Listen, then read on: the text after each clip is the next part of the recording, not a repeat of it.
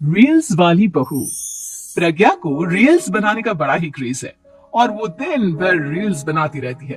खाते पीते घूमते फिरते घर में कॉलेज में रील्स बनाने के कारण प्रज्ञा पूरे कॉलेज में हाईलाइटेड है। जहां उसके रील्स सभी को पसंद आते हैं, वहीं मनीषा चिंता में डूबी रहती है।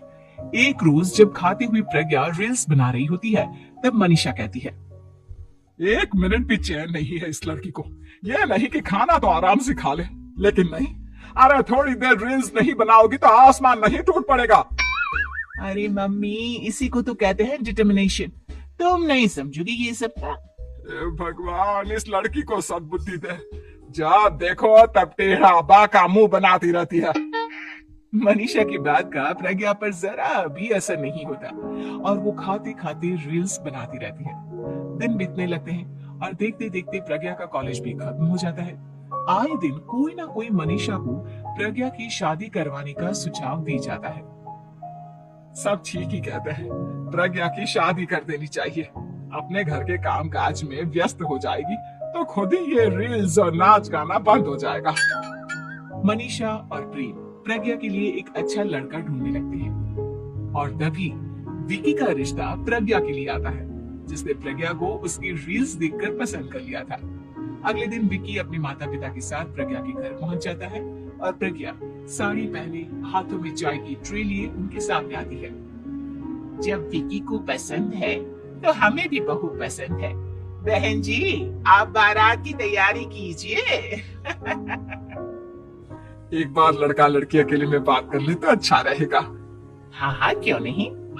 मनीषा विकी को प्रज्ञा के कमरे में भेजती है, जहाँ प्रज्ञा पहले से ही रील्स बना रही होती है। तभी विकी कहता है, आ गए आपके साजन जी। हमारे साथ ये रील्स कंप्लीट करती तो और भी अच्छा रहता। अच्छा जी, अब आ ही गए हैं तो बना ही लेती हूँ आपके साथ। दोनों मिलकर रील्स बनाते हैं।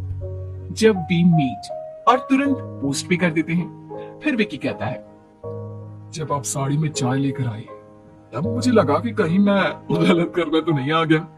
आप सही है।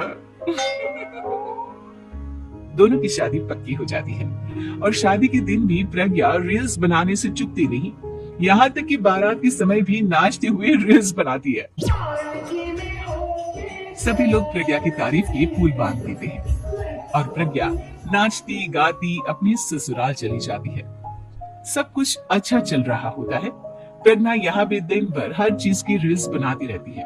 लेकिन कुछ दिनों के बाद जब सुनीता कहती है, बहू, ये रील्स के साथ साथ कुछ काम भी कर लिया करो।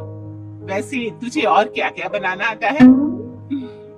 मम्मी जी, वैसे तो सब कहते हैं कि मैं सब कुछ अच्छा बनाती हूँ, लेकिन मुझे लगता है कि मैं मैगी अच्छा बना लेती हूँ। हाँ, कॉफी भी अच्छा बना लेती हूँ और मुंह तो सबसे अच्छा बना लेती हूँ। हैं? अच्छा अच्छा। सुनीता अपना माथा पकड़ लेती है और कहती है, बहू, कुछ खाना बनाना भी सीख लेती। मम्मी जी, मैं लंबी प्लानिंग कर रही हूँ। जल्दी ही मैं इतनी फेमस हो जाऊंगी कि मुझे पैसे मिलने लगेंगे। हम दोनों सास बहू राज करेंगे, राज नौकर काम करेंगी और लोगों की तो लाइन लगेगी हमसे मिलने के लिए। तेरा दिमाग खराब हो गया है क्या बहू? हंसी मजाक तक ठीक है, लेकिन इस तरह घर नहीं चलते। जितना जल्दी हो इस घर के तौर तरीकों को सीख लो। प्रज्ञा मुंह घुमाकर चली जाती है और तुरंत उसी वक्त एक रील बनाती है। ये देख सुनीता का गुस्सा 7वें आसमान पर चला जाता है और विक्की के घर आती ही सुनीता उसे सब कुछ बताती है। विक्की भी अब प्रज्ञा की इन हरकतों से परेशान हो जाता है। तुम टेंशन मत लो मामा, मैं देख लूंगा। विक्की कमरे में जाता है तो देखता है कि प्रज्ञा रील्स बना रही है।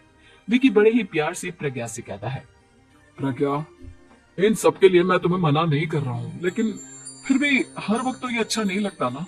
समझने की कोशिश करो, मुझे भी तुम्हारा थोड़ा वक्त चाहिए। मैं जब ऑफिस से आता हूँ तो मुझे समय देने की जगह इसी में लगी रहती है।